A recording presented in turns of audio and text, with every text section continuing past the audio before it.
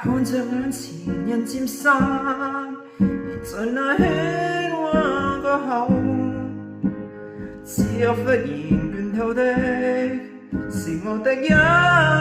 對手，努力向前尚沒有誰料歇息的藉口，是要把抑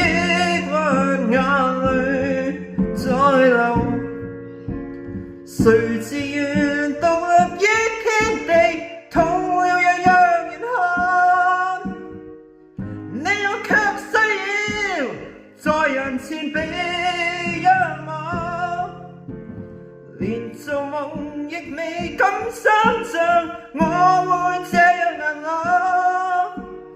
但是又怎可使你或我失望？